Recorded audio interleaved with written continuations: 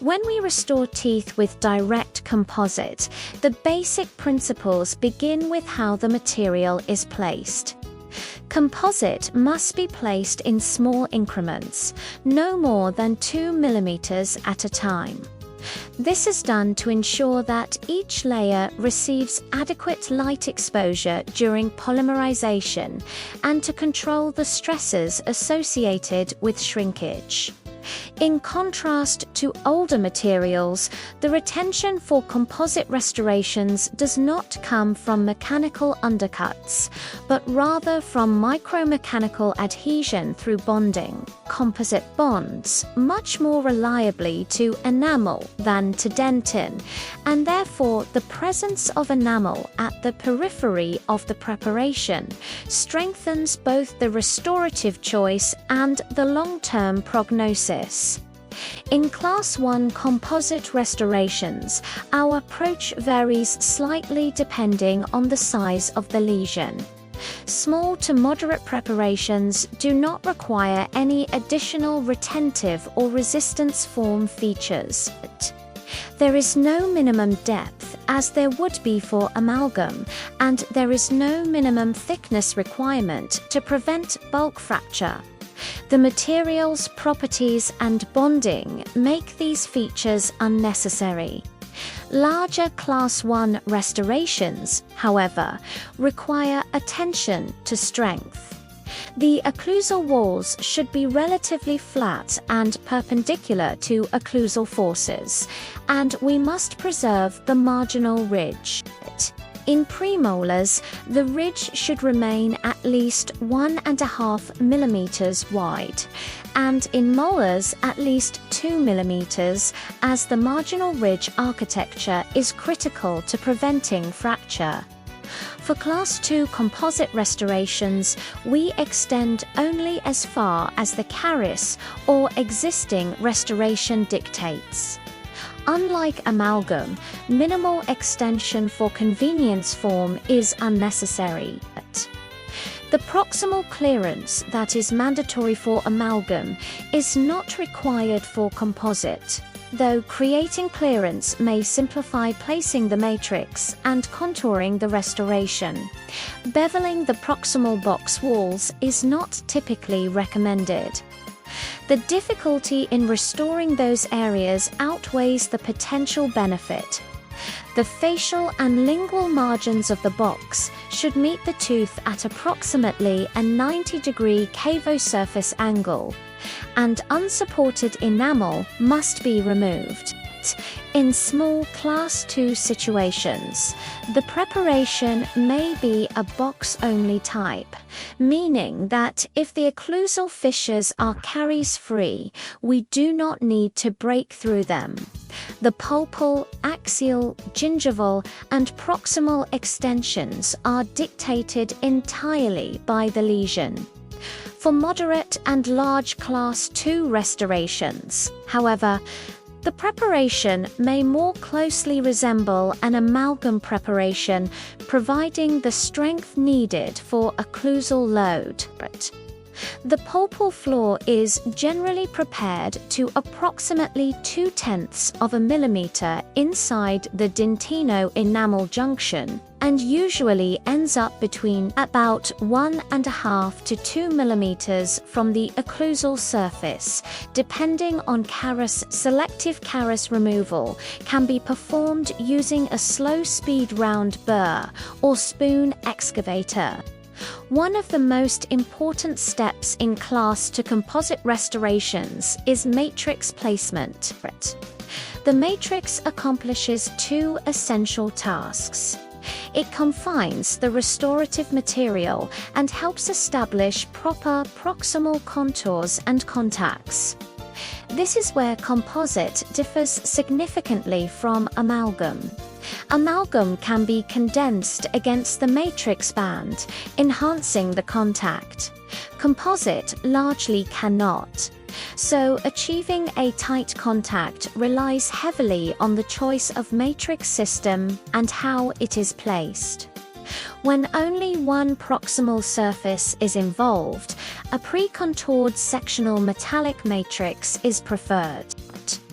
When both surfaces are involved, a Toffel-Mayer or circumferential matrix may be used, though a circumferential band in a single contact situation often leads to open contacts due to the band S double thickness.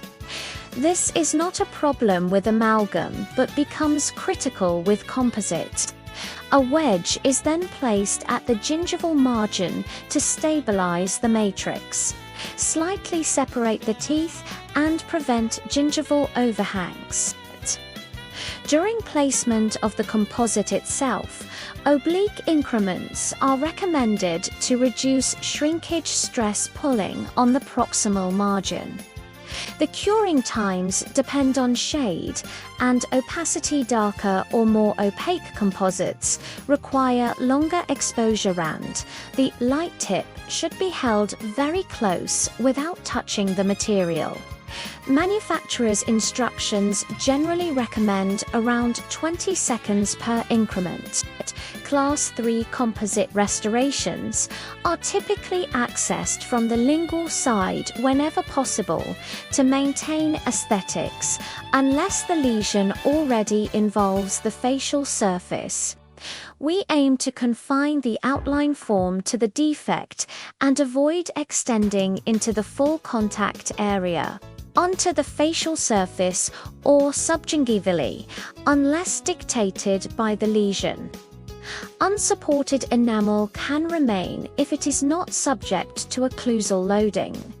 Retention is achieved by bonding, and further retentive features are usually not required.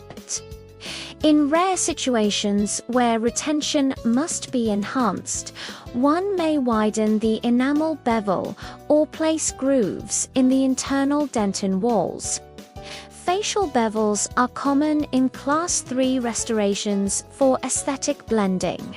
The bevel is placed at about 45 degrees to the surface and ranges from 0.5 mm to 2 mm in width depending on the location of the margin, the size of the preparation, and aesthetic demands.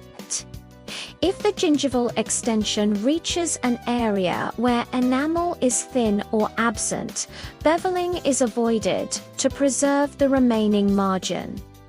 In Class 4 restorations, the situation changes because both aesthetics and strength are under greater demand, particularly in the incisal region. The extent of the preparation is determined by the carious lesion, fracture pattern, or the restoration being replaced. Small defects may be adequately retained using just a facial bevel. Larger defects often require additional retention in the form of grooves or wider bevels, again, typically between 0.5 mm and 2 mm. Increasing the bevel increases the surface area for bonding, improves retention, and enhances aesthetics. As with Class 3 restorations, a proper contact must be restored using a contoured and wedged matrix. Across Class 2, 3, and 4 restorations, failure to establish proper proximal contact is sometimes encountered. The causes are fairly predictable: inadequate contouring of the matrix band, insufficient or poorly placed wedges, use of a circumferential matrix for a single contact matrix band movement during placement, adhesion of composite to the hand, instrument causing the material to pull away from the contact area, or a band that is simply too thick. Solutions include burnishing and contouring the matrix, adequate wedging before and during. Placement using sectional matrices when restoring a single surface. Supporting the band with a hand instrument while curing, and using instruments with smoother finishes to reduce composite pull. Finally, for Class V lesions, composite is commonly used on cervical surfaces of anterior teeth and premolars, where aesthetics matter. However, the clinician must consider conditions that may compromise composite performance. When lesions extend onto the root surface, resin-modified glass ionomer or conventional glass ionomer may be a better choice because of their ability to chemically bond to tooth structure and release fluoride. The same is true for patients with reduced salivary flow, high caries risk, or diminished ability to maintain home care. In cases where moisture control is difficult, glass ionomer materials are also preferable, as they are less sensitive to contamination during placement. When using composite cervically, an enamel bevel is typically placed on the occlusal or incisal margin for aesthetic blending, while the cervical margin is usually not beveled, since enamel is often minimal or absent in that region.